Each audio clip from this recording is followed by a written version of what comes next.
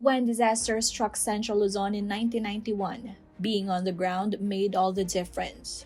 Communication was limited and travel was difficult. Local journalists had one thing others did not. They knew the terrain. You have to remember, the Manila people could not go local at the time because of the physical situation.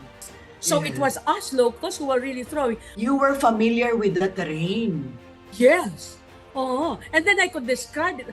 Here are the stories of reporting the 1991 Mount Pinatubo crisis from someone who witnessed it firsthand. Watch Sonia P. Soto's full interview with Cecile Yumul on So to Speak podcast. Premieres tomorrow, June 24, 8 p.m. on YouTube, Spotify, and the official digital platforms of CLTV36.